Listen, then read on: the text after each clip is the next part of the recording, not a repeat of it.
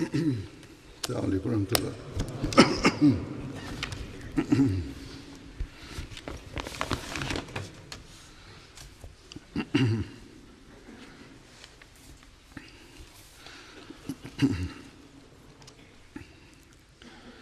أشهد أن لا إله إلا الله وحده لا شريك له وأشهد أن محمدا عبده ورسوله أما بعد فأعوذ بالله من الشيطان الرجيم بسم الله الرحمن الرحيم الحمد لله رب العالمين الرحمن الرحيم مالك يوم الدين إياك نعبد وإياك نستعين اهدنا الصراط المستقيم صراط الذين أنعمت عليهم غير المغضوب عليهم ولا الضالين.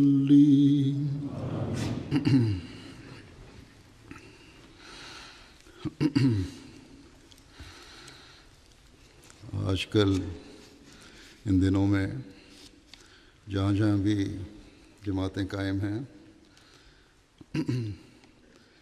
Durant ces jours du mois de février, là où la Jamaat est établie,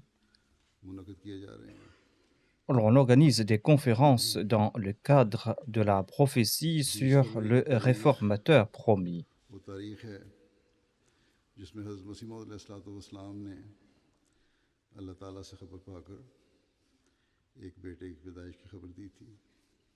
Suite à une révélation divine, le Messie promis à l'Islam annonça le 20 février qu'Allah lui accordera un fils et il publia une annonce à ce propos. Dans cette annonce, il évoqua les différentes qualités de ce fils promis et il publia cette annonce le 20 février 1886.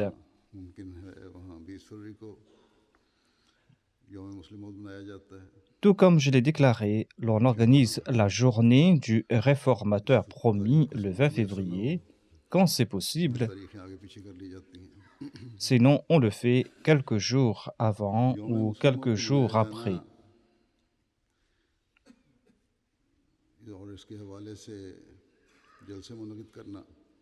On célèbre la journée du Muslim Maoud ou la journée du réformateur promis et on organise des conférences dans ce cadre en raison de l'accomplissement de cette prophétie grandiose du Messie premier d'Islam.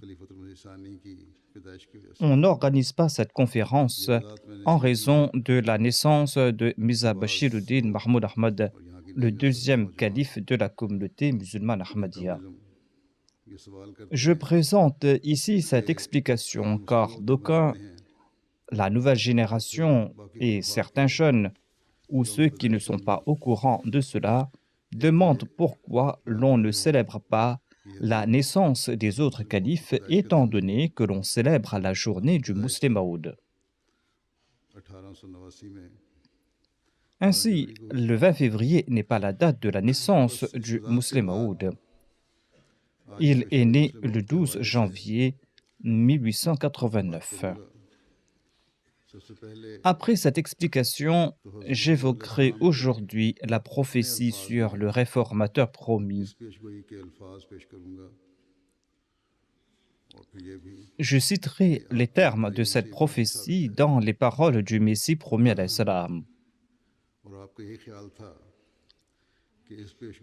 Selon ses écrits et selon son opinion, cette prophétie s'appliquait à la personne du deuxième calife de la communauté musulmane ahmadiyya, c'est-à-dire Hazrat Mirza Bashiruddin Mahmoud Ahmad.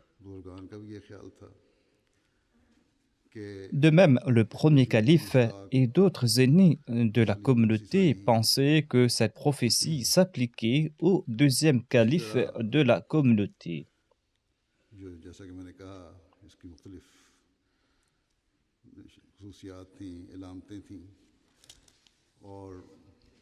Tout comme je l'ai dit, la prophétie évoque diverses qualités du Fils promis et nous constatons que les membres de la communauté ainsi que d'autres personnes qui n'appartiennent pas à la communauté ont fait part de leur ressenti à ce propos. Je présenterai quelques exemples à ce sujet. Tout d'abord, je vais citer la prophétie dans les paroles du Messie premier d'Islam. Le Messie premier d'Islam déclare: J'annonce en ce 20 février 1886, soit le 15 du mois Jamidul Awwal, quelques paroles de cette prophétie concernant mon humble personne.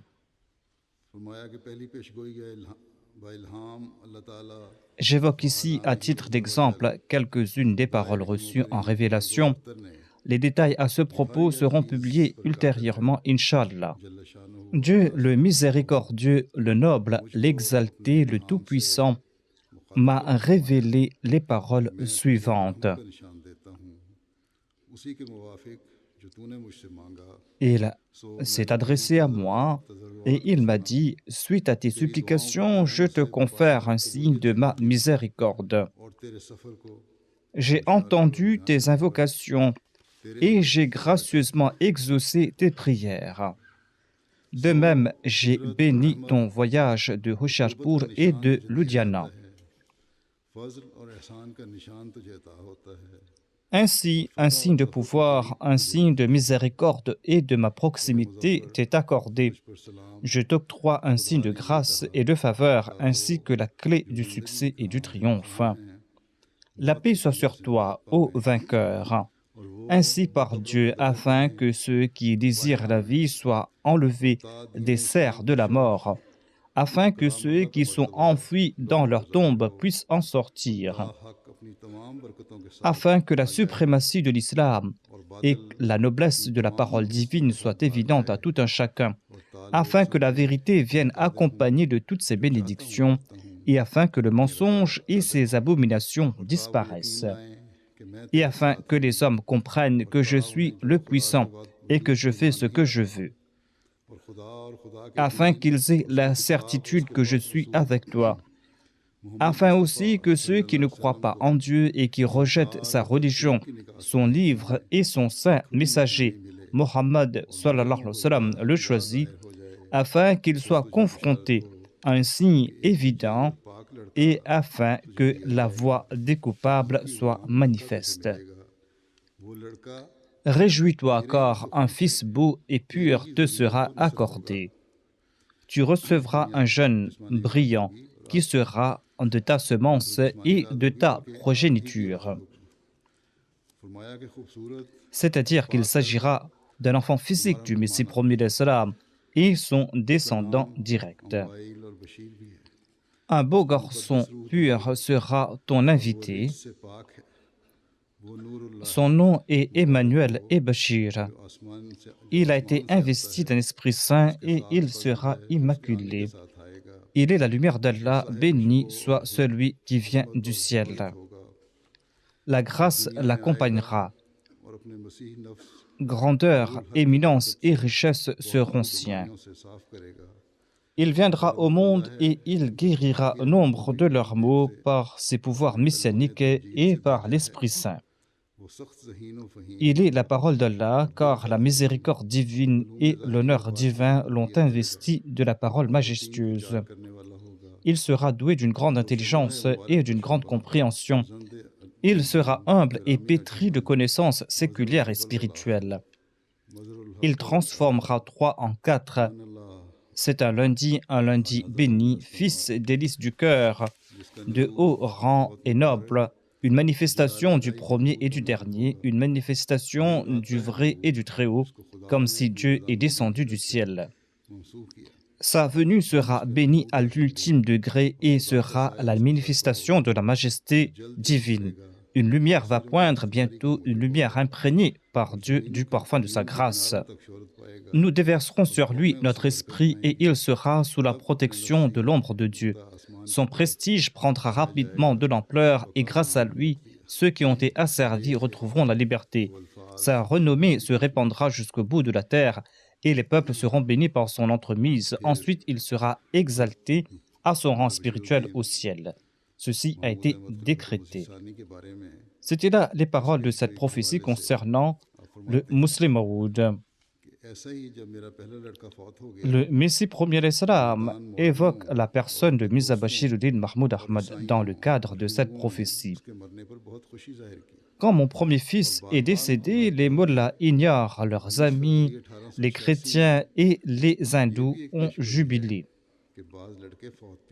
Je leur ai expliqué à maintes reprises que la prophétie du 20 février évoquait aussi la mort de certains de mes fils. Ainsi, un de mes fils devait nécessairement mourir en bas âge. Or, ils n'ont pas mis fin à leur critique. Dieu m'a aussi donné la bonne nouvelle d'un autre fils.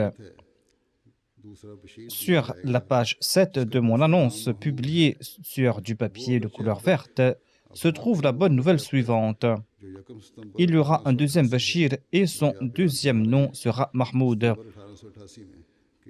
Il n'est pas encore né en cette date du 1er septembre 1886. Or, en accord à cette promesse divine, il naîtra certainement au cours de la période désignée. Le ciel et la terre peuvent faillir, mais pas la promesse divine. En accord aux propos stipulés à la page 7 de l'annonce verte, ce fils est né en janvier 1889. Il s'appelle Mahmoud. Il est vivant par la grâce de Dieu et il a 7 ans. Les premiers propos du Messie premier d'Islam sont tirés de l'un de ses écrits et les deuxièmes paroles que j'ai citées sont tirées de l'ouvrage Haqiqatul Wahi. Il existe d'autres écrits du Messie premier d'Islam à ce propos. Au lieu d'en présenter davantage, je présente ici-bas l'opinion du premier calife à propos du statut du Muslim Maud.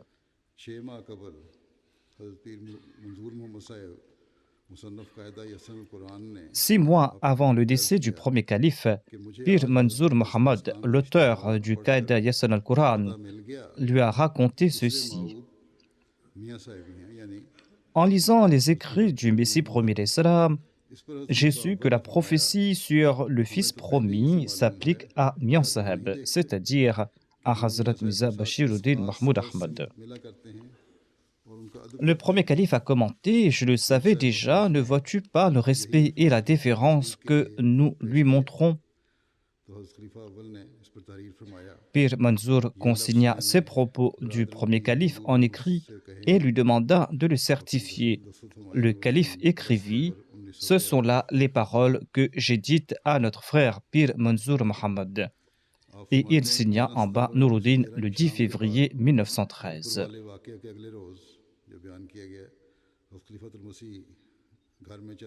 Pir Manzour Muhammad raconte le 11 septembre 1913, soit le lendemain de cet incident, j'étais en train de masser les pieds du premier calife qui était allongé dans son lit, quand il déclara sans aucune discussion préalable. Il m'a dit ceci, c'est-à-dire le premier calife a déclaré « Ne publie pas cela », c'est-à-dire que la prophétie s'applique à Mirza Bashiruddin Mahmoud Ahmad. Il m'a dit « Publie-le lorsque l'hostilité éclatera contre lui ». Ghulam Hussain Saheb du quartier Araziyakou de la ville de Sialkot écrivit ceci après que le deuxième calife annonça qu'il était le réformateur promis. Il déclara: Mon cher guide, votre sainteté, le deuxième calife, est le réformateur promis. Qu'Allah vous vienne en aide. Je loue Dieu après avoir lu le journal Al-Fazal en date du 30 janvier. Le songe que j'avais vu s'est réalisé par la grâce d'Allah. En présence de Shadi Khan de Sialkot à l'époque du premier calife, je vous ai félicité dans le bureau d'Al-Fazal, car Allah m'avait montré dans un rêve que vous serez élu calife après le premier successeur du Messie promis alayhi salam. Et Dieu m'a montré dans ce rêve que vous aurez du succès et que vous recevrez des révélations. J'avais aussi raconté ce rêve au premier calife qui avait joyeusement attesté mes propos en affirmant que c'était là la raison de cette virulente hostilité contre votre personne. J'ai aussi raconté ce rêve à feu Sayyid Hamid Shah. Alhamdulillah, le calife s'est aussi proclamé être le musulman Maud. Le réformateur promis, le deuxième calife, l'avait fait en 1944. La personne relate: dès l'époque du premier calife, j'étais convaincu que vous seriez le prochain calife et que vous étiez le réformateur promis. Soufi Mutiur Rahman Saheb Bengali écrivit ceci au deuxième calife après qu'il s'était proclamé être le réformateur promis. Il dit: Je souhaite vous relater ici un rêve que j'avais vu environ 30 ou 24 ans de cela et que je vous avais relaté dans le passé. Après que vous vous êtes proclamé le réformateur promis, je suis convaincu que ce songe concerne cette prophétie. J'ai vu les gens réunis pour l'Aïd. Le Messie premier d'Islam se trouvait à un endroit très élevé. Il portait un manteau vert et il était en train de prononcer son sermon. Après le sermon, quand je me suis approché de lui afin de lui serrer la main, j'ai constaté qu'il ne s'agissait pas du Messie promis, mais du deuxième calife. J'ai raconté ce rêve au capitaine Dr Badruddin ainsi qu'à mon frère Moulvi Zilur Rahman, missionnaire au Bengale. Celui-ci m'a informé que ce rêve s'appliquait à cette partie de la prophétie où il est dit que le réformateur promis sera un signe de grâce et de faveur octroyé au Messie promis.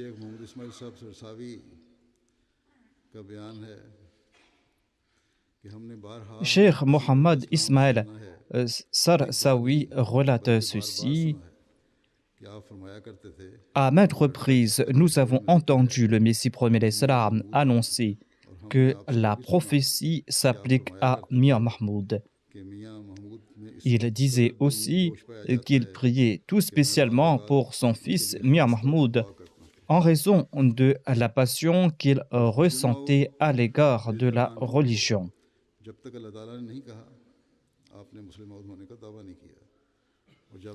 Hadrat Muslim Maud ne s'est pas proclamé être le réformateur promis tant qu'il n'avait pas reçu de la part de Dieu la permission. Il le fit uniquement quand il reçut la permission de le faire. Il déclara à l'époque: étant donné que plusieurs signes présentés par le Messie premier d'Islam à propos de ce fils promis se sont accomplis, eh bien, nombre de membres de la Jamaat ont affirmé que la prophétie concerne ma personne. Or, j'ai toujours répété que je n'en ferai aucune annonce tant qu'Allah ne me l'ordonne pas de le faire. En fin de compte, le jour est venu quand Dieu en fit l'annonce par mon entremise. Lors de la conférence à Hoshiarpur, le deuxième calife a annoncé: je jure au nom d'Allah qu'en accord à la prophétie du Messie premier d'Islam, Dieu m'a nommé son fils promis. Ce fils promis qui devait faire connaître sa renommée jusqu'aux confins de la terre. Lors de la conférence de Lahore, le deuxième calife annonça « Je jure au nom de Dieu unique et tout-puissant. D'ailleurs, seuls les maudits oseront mentir en son nom, et ceux qui mentent en son nom ne pourront se soustraire à son châtiment. Je jure en son nom qu'il m'a informé ici à Lahore, dans la maison de Cheikh Bashir Ahmad VI, au numéro 13 Temple Road, que la prophétie du réformateur promis s'applique à moi.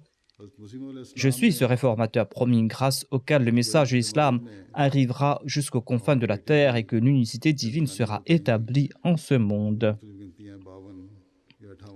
Le Messie premier d'Islam a évoqué entre 52 à 58 signes qui se manifesteront en faveur du réformateur promis. En tout cas, il y a plus d'une cinquantaine de ces signes. Et les membres de la communauté et ceux qui ne sont pas membres de la communauté ont vu l'accomplissement de ces signes en la personne de Hadrat Muslim Maud radhiyallahu anhu.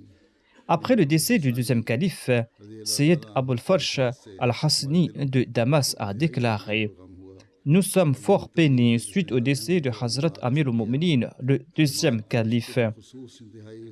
Cette tristesse a accablé tous les Ahmadis.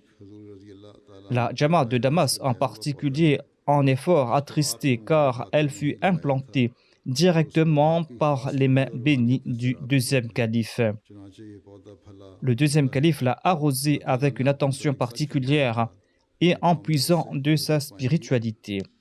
Cet arbre a porté ses fruits et ses fleurs. Allah disait vrai en annonçant que des nations entières seront bénies par son entremise. Nous avons profité des bénédictions divines grâce à ses prières et son attention.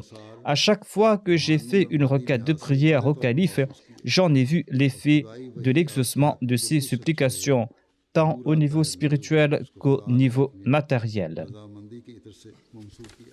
La révélation divine s'est réalisée à la lettre en sa personne. Une lumière va poindre bientôt, une lumière imprégnée par Dieu du parfum de sa grâce.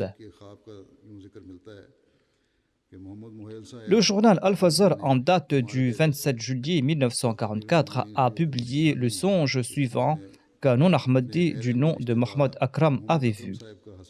Mohammed Mohail, son parent Ahmadi, l'a relaté au deuxième calife. Mohammed Akram, qui n'était pas encore Ahmadi à l'époque, a écrit ceci. En 1936, lorsque le calife séjourna à Nawabshah, la veille de son arrivée, dans un songe, j'ai vu une personne assise sur un tigre venant du côté de la gare de Nawabshah. Quand il s'est approché de moi, j'ai vu inscrit sur son corps des versets du Saint-Coran. J'ai demandé aux autres qui était cette personne et ils m'ont dit qu'il s'agissait de Mirza Bashiruddin Mahmoud Ahmad de Qadian. J'ai aussi demandé quelles étaient ses distinctions et on m'a dit qu'il était un grand ami d'Allah. Allah l'exalté a prouvé l'authenticité de la prophétie du Messie promet l'Islam par le truchement d'un non-Ahmadi. Maulvi Samiullah Khan Farouki, un érudit non-Ahmadi de grand renom, a publié un tract ayant pour titre « La vérité dévoilée avant la création du Pakistan ». Il écrit « Mirza Ghulam Ahmad reçut la révélation suivante qu'il suscitera un homme de parmi ma progéniture pour servir ma communauté et qu'il le favorisera particulièrement de son intimité et de ses révélations. La vérité se diffusera par son intermédiaire et beaucoup de gens la reconnaîtront. » Cette personne écrit « Lisez et relisez cette prophétie et demandez-vous si elle ne s'est pas accomplie. » Lorsqu'elle fut annoncée, le calife actuel était encore enfant et Mirza Ghulam Ahmad n'avait pas fait de testament concernant l'identité du calife qui devait le succéder après sa mort. Il avait laissé aux membres de la communauté le choix d'élire leur calife. C'est ainsi que la majorité a élu Hakim Nuruddin comme le premier calife et ses adversaires se sont moqués davantage de la prophétie citée plus haut. C'est-à-dire, après l'élection du premier calife, ils se sont moqués de la prophétie, affirmant que le fils du Messie premier d'Islam ne fut pas élu calife. Il ajoute que « Mais Mirza Bashiruddin Mahmoud Ahmad fut élu calife après le décès de Hakim Nuruddin. » Il ajoute « Il est indéniable que la communauté fit des progrès extraordinaires au cours de son califat. Le nombre d'Ahmadis à l'époque de Mirza Sahib était insignifiant. La communauté ne fit pas de grandes avancées au cours du califat de Hakim Nuruddin. mais l'Ahmadiyya a atteint presque tous les coins du monde au cours de la période de Mirza Bashiruddin Mahmoud Ahmad. Et le nombre d'Ahmadis sera le double comparé au recensement de 1931. Les efforts concertés de la part des adversaires de l'Ahmadiyya pour arrêter son progrès sont tout aussi sans précédent. En accord à la prophétie, un de ses enfants allait établir la Jamaat et celle-ci a accompli des progrès immenses par son entremise. Ceci est la preuve que la prophétie de Mirza Saheb s'est accomplie à la lettre.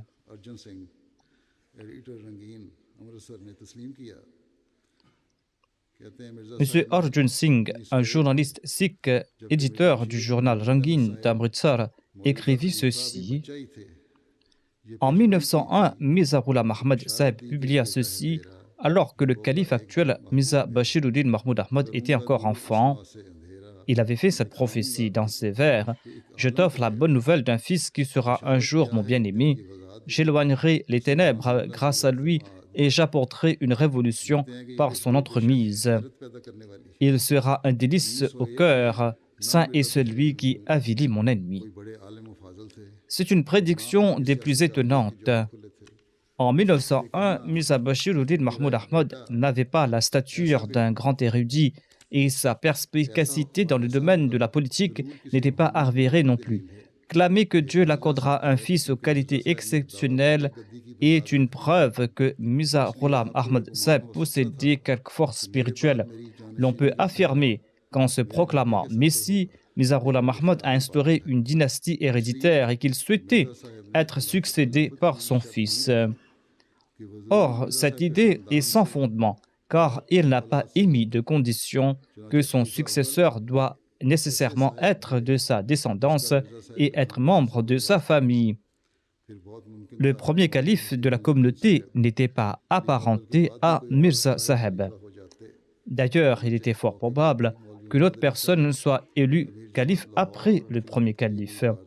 D'ailleurs, à l'époque, Maulvi Mohammad Ali, l'émir de la Jamaat de Lahore, prétendait à ce poste, mais la majorité des membres ont soutenu Mirza Bashiruddin Mahmoud Ahmad et il a été élu le deuxième calife.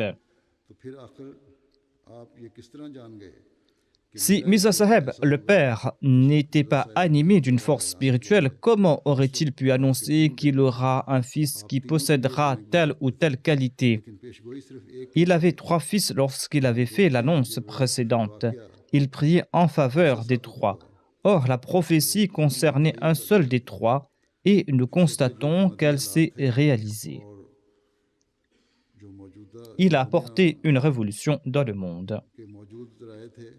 La Jamaat ne possédait pas à l'époque les ressources qu'elle dispose aujourd'hui. La Jamaat ne possédait pas de grands moyens. Certes, aujourd'hui, nous n'avons pas tous les moyens, mais notre situation est bien meilleure. Cependant, en dépit de ces maigres ressources à l'époque, la Jamaat a été implantée dans plus de 50 pays et sur tous les grands continents par la grâce d'Allah.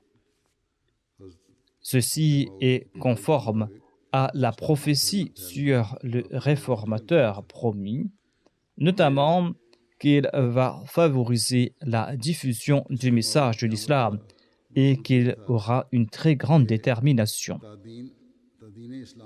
Ensuite, selon la prophétie sur le Fils promis, il est dit qu'il favorisera la suprématie de l'islam et qu'il va rendre évident la noblesse de la parole divine. Maulvi Zafar Ali Khan, un grand leader musulman et un poète de renom, l'a admis en des termes sans équivoque dans le journal Zamidar. Il s'adresse à ses suivants et il déclare, il dit, « Ouvrez vos oreilles et écoutez-moi. Vous et vos suppôts ne pourront jamais contrer Mirza Mahmoud jusqu'au jour de la résurrection. Mirza Mahmoud possède le Coran. Il possède la connaissance du Coran. Qu'avez-vous accompli jusqu'à présent? Vous n'avez même pas lu le Saint-Coran dans vos rêves. Mirza Mahmoud dispose d'une communauté prête à poser à ses pieds, à son moindre souhait, tout ce qu'elle possède. Mirza Mahmoud dispose de prédicateurs, il dispose d'experts en divers domaines. Il a implanté son drapeau dans tous les pays du monde. La prophétie disait aussi que le fils promis sera imbu d'une grande détermination et qu'il sera pétri de connaissances séculières et spirituelles. Khaja Hussein Nizami, soufi de grand renom de l'Inde, décrit en ces termes le deuxième calife. Il déclare qu'il était souvent malade, mais sa maladie n'affectait point ses œuvres. Il travaillait dans la plus grande sérénité face à des tempêtes d'hostilité. Il prouva ainsi sa bravoure de Moghol et il exerçait son autorité de manière très apte. Il possédait une grande perspicacité politique et il possédait une grande intelligence concernant les choses de la foi. Il maîtrisait de surcroît l'art de la guerre par la plume et par l'esprit. Une autre promesse concernant le Fils promis était que ceux qui ont été asservis retrouveront la liberté. Cette prophétie s'est réalisée de diverses manières et d'une manière des plus étonnantes.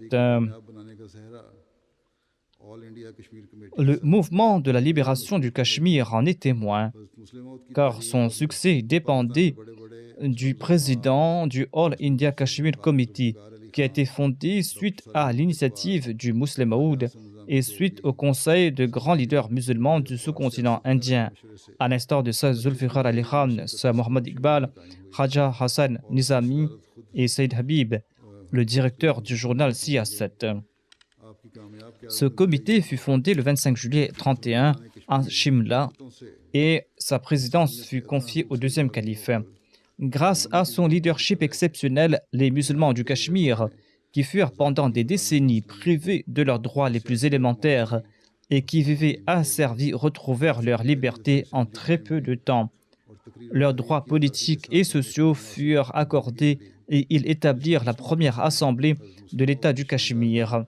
La liberté d'expression fut garantie et ils choisirent leurs représentants.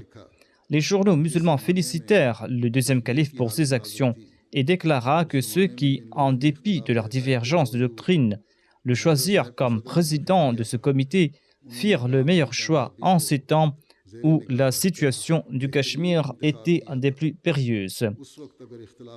La presse musulmane ajoute que si quelqu'un d'autre avait été élu à sa place en raison des divergences doctrinales, eh bien ce mouvement aurait échoué lamentablement et la Ummah aurait subi des pertes conséquentes. Maulana Mohammad Ali Johar est un grand homme politique et un érudit de renom. Il écrit ceci dans son journal Hamdard en date du 26 septembre 1927. Ne pas évoquer en ces pages Mirza Bashiruddin Mahmoud Ahmad et sa jamaat bien organisée sera le comble de l'ingratitude de notre part. En dépit des divergences doctrinales, ils ont usé de toute leur attention afin d'œuvrer en faveur du bien-être des musulmans. D'une part, ils s'intéressent à la situation politique des musulmans et œuvrent d'arrache-pied en faveur de l'organisation des musulmans, de leur prédication et de leur situation économique. Le temps est proche quand cette communauté organisée servira de guide à la majorité des musulmans en général et à ces personnes en particulier qui, du haut de leur chair, lancent de vides slogans clamant servir l'islam. C'est-à-dire que les mollahs font des déclarations grandiloquentes du haut de leur chair. Mais ces gens, les Ahmadis, sont en train d'œuvrer d'arrache-pied en faveur de l'islam.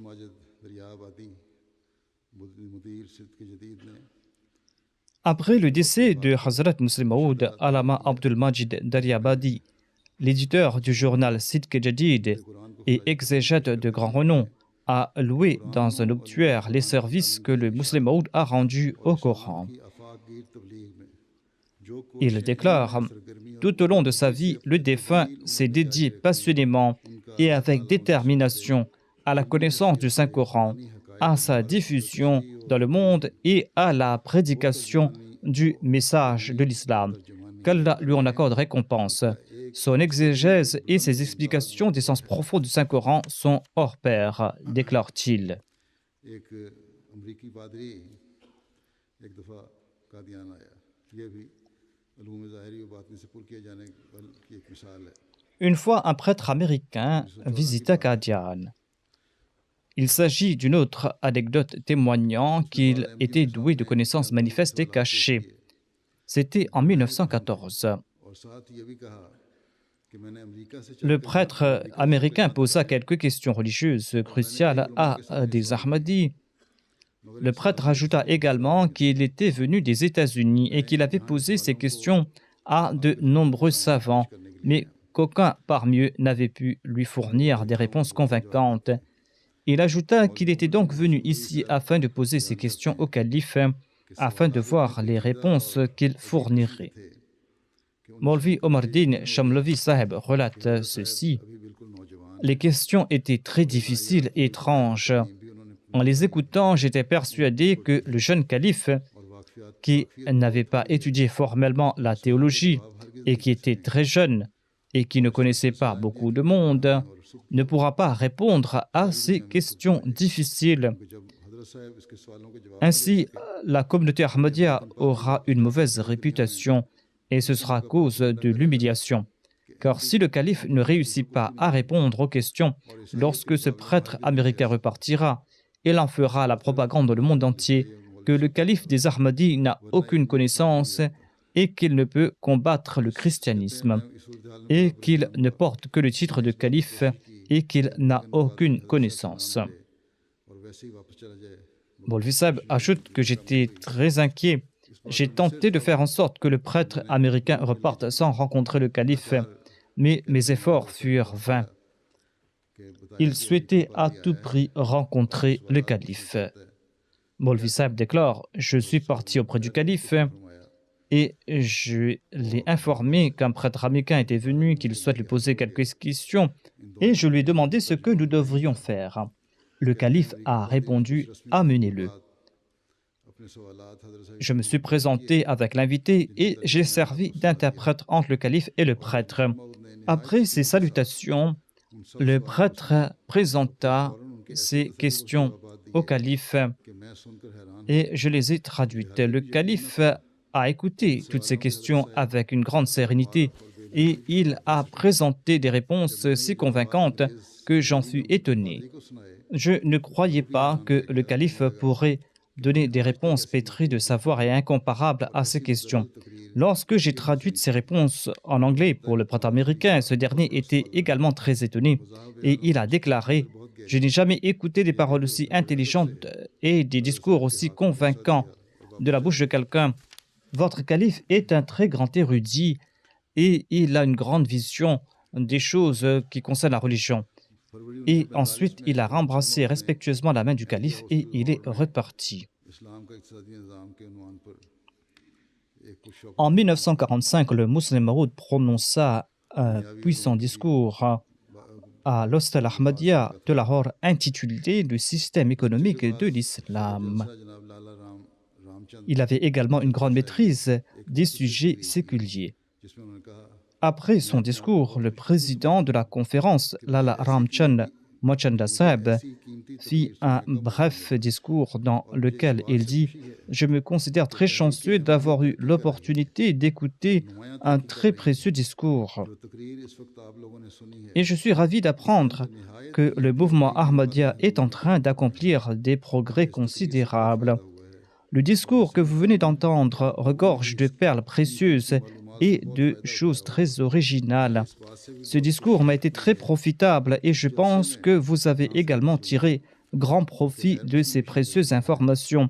Je suis également très heureux de voir qu'en plus des musulmans, des non-musulmans avaient également participé à cette conférence et je suis aussi ravi d'avoir vu que les relations entre musulmans et non-musulmans s'améliorent. J'ai régulièrement eu l'occasion d'échanger avec mes amis de la communauté Ahmadiyya. Cette communauté islamique fait des exégèses de l'islam qui sont très profitables pour ce pays. Auparavant, je pensais à tort que l'islam ne se préoccupait dans ses lois que des musulmans et n'avait aucune considération pour les personnes étrangères à cette religion. Mais aujourd'hui, grâce au discours de l'imam de la Jamaat Ahmadiyya, j'ai appris que l'islam enseigne l'égalité entre tous les êtres humains. Et je suis très heureux de l'entendre. Je dis à mes amis non musulmans, quelle excuse avez-vous pour ne pas respecter un islam pareil? Vous avez écouté le discours avec beaucoup de sérénité pendant 2 heures et demie. Si un Européen voyait cela, il serait étonné de voir à quel point l'Inde est en train de progresser.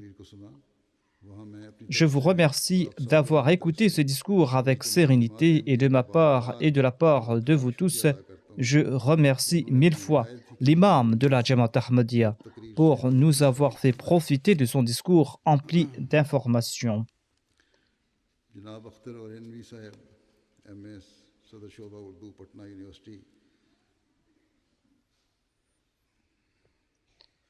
Le professeur Akhtar Orenvi Saheb, doyen du département de l'Ourdou à l'université de Patna, relate ce récit.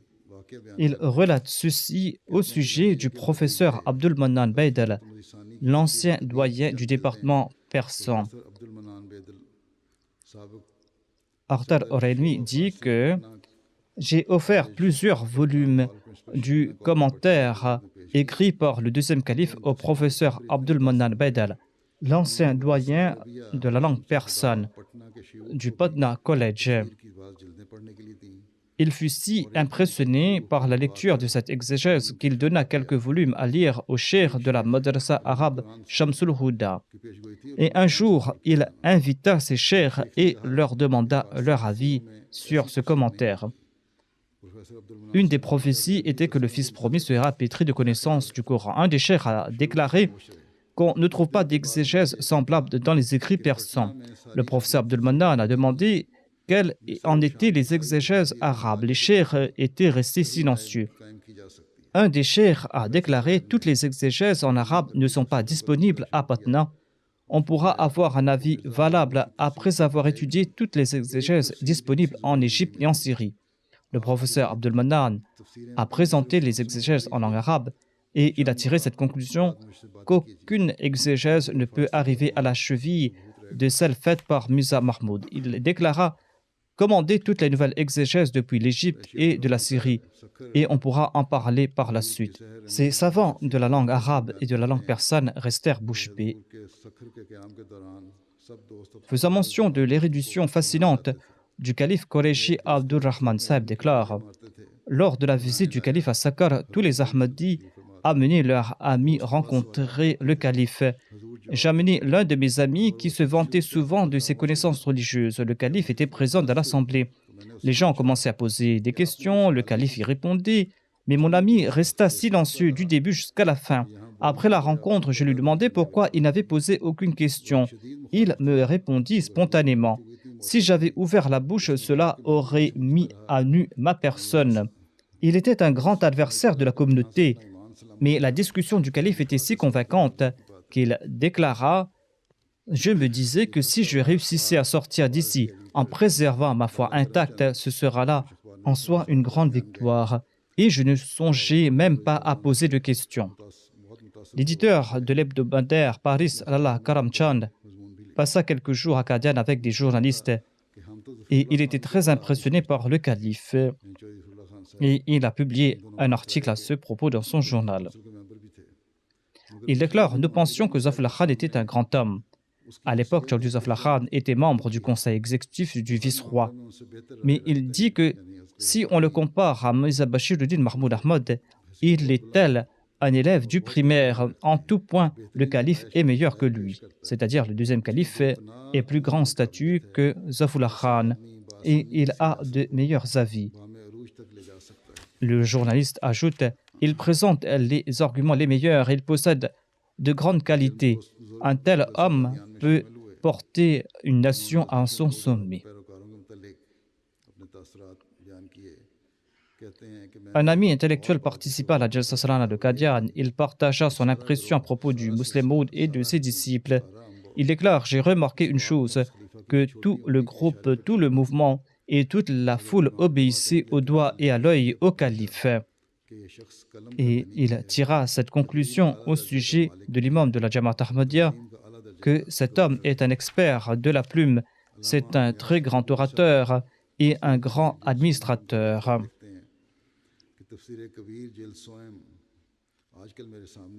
Allama Nias Fatehpuri Saheb a écrit ceci à propos du 3e volume du Tafsir al-Kabir. Il dit « J'ai ces jours-ci devant mes yeux le 3e volume du Tafsir al-Kabir et je l'ai étudié en profondeur. Et il n'y a aucun doute que le calife a abordé le Saint-Coran d'un angle sans précédent et cette exégèse est sa première dans sa catégorie. C'est un commentaire merveilleux. Sa connaissance, sa grande vision, la profondeur de sa pensée, son argumentation hors pair se manifeste dans chacun de ses mots. Et j'ai le regret d'en avoir été privé tout ce temps. Si seulement je pouvais en lire tous les volumes. Son exégèse de la sourate Al-Hud et ses points de vue sur le prophète Lot m'ont grandement affecté et m'ont poussé à écrire cela. Je n'ai pas de mots pour saluer ses commentaires comparés aux autres sur les filles du prophète Lot. Qu'Allah lui accorde une longue vie.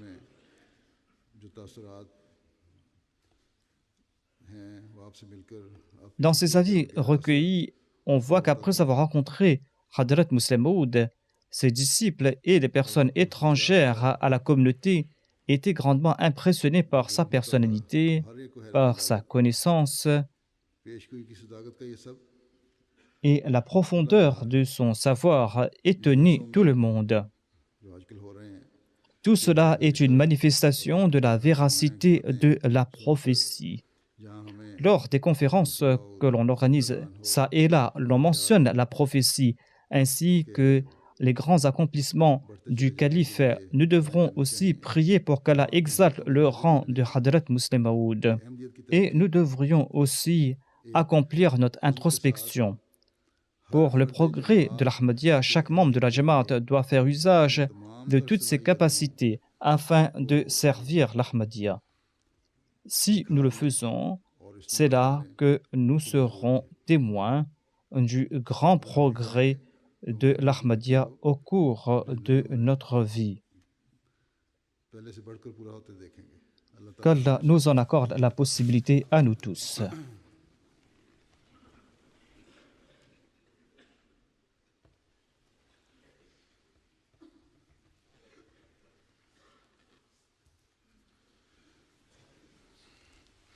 Alhamdulillah, nahmaduhu wa nasta'inuhu wa nastaghfiruhu wa nu'minu bihi wa natawakkalu alayhi wa na'udhu billahi min shururi anfusina wa min sayyiati a'malina. من يهده الله فلا مضل له ومن يضلل فلا هادي له ونشهد أن لا إله إلا الله ونشهد أن لا إله إلا الله ونشهد أن محمدا عبده ورسوله عباد الله رحمكم الله إن الله يأمر بالعدل والإحسان وإيتاء ذي القربى وينهى عن الفحشاء والمنكر والبغي يعظكم لعلكم تذكرون اذكروا الله يذكركم وادعوه يستجب لكم ولذكر الله